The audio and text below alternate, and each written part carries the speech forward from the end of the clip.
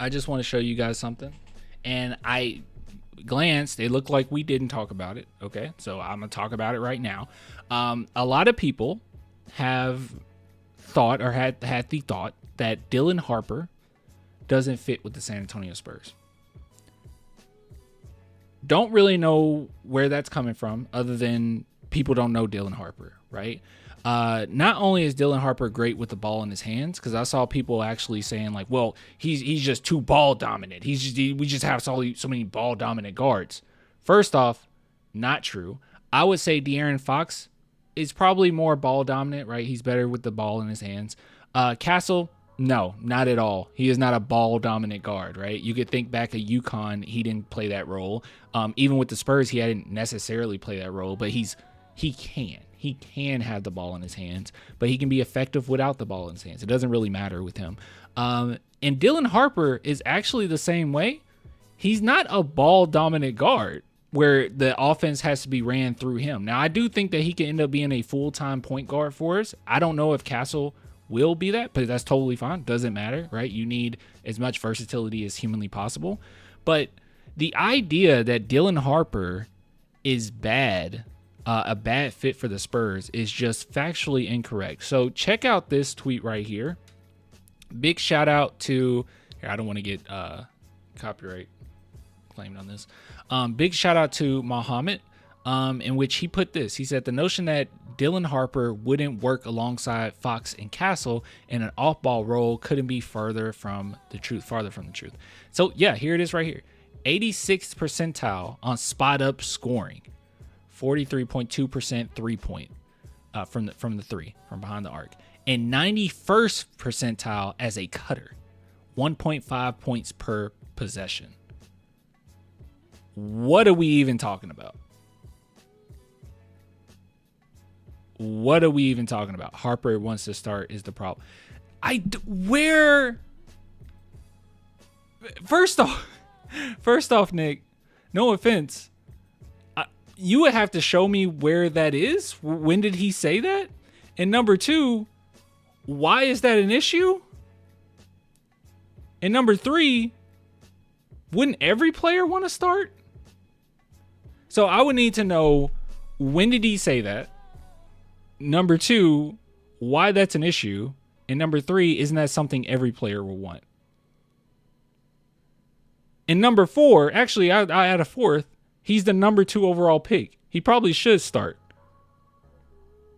I think that's totally fine. He probably should start. That's cool. That's all right. That's totally normal. So yeah, if he wants to start, that's fine. I think what it is, I'm not gonna hop on you because I feel like a lot of people feel this way.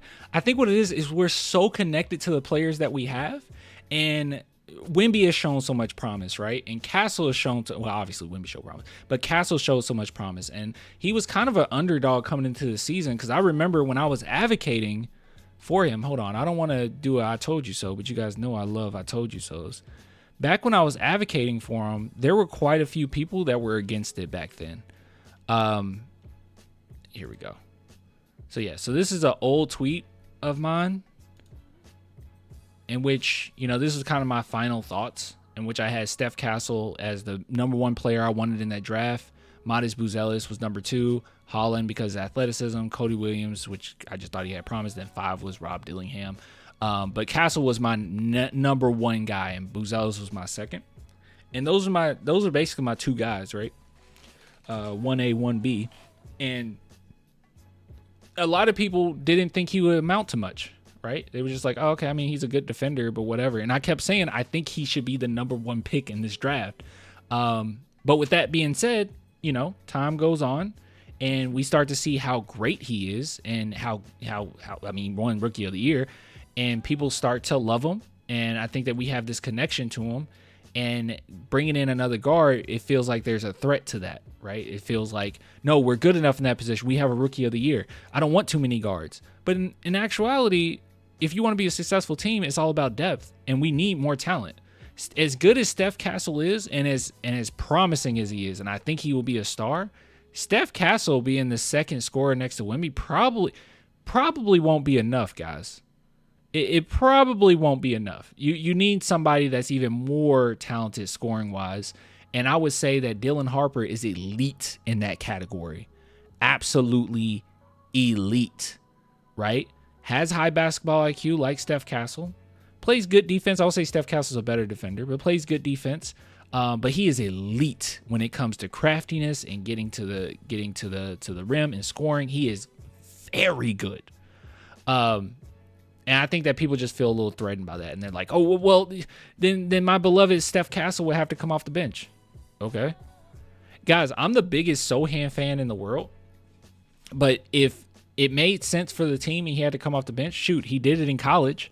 I don't care if he comes off the bench or not. My favorite player of all time is Manu Ginobili. He came off the bench.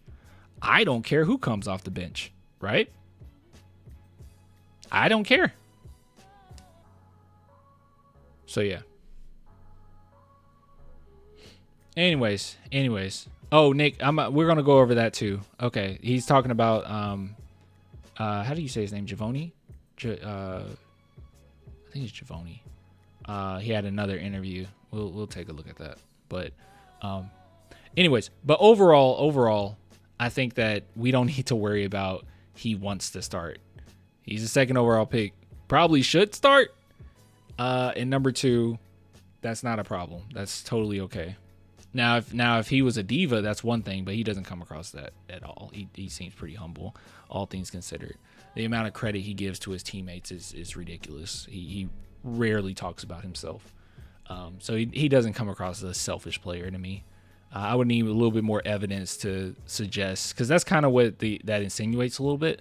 I would need some evidence that suggests that he's a bad teammate or he's selfish or whatever. But yeah, Harper right now is better offensive player than Castle. Yes, and that's fine. That's what we want, right? Like, that's fine. Yeah. Dylan Harper, I thought Steph Castle should have been the number 1 pick in his draft. Dylan Harper would have definitely been the number 1 pick in his draft. So yeah. I've heard a lot of people say that they feel like Cooper's 1A and Harper's 1B. I don't know if I agree with that, because Cooper is that good, but I mean, people know how good Dylan Harper is, you know? Anyways. Harper has the wingspan, size, and shoes to guard small forwards, by the way. Dude, even Steph Castle has the size and strength and quickness to guard small forwards. So, yeah, we're good. When will Ginobili's son be available? It's not bank on anybody's son being great, okay? It happens sometimes, you know. You got the Steph Castles, Steph Currys of the world, but it doesn't happen as often as we would like. Anyways.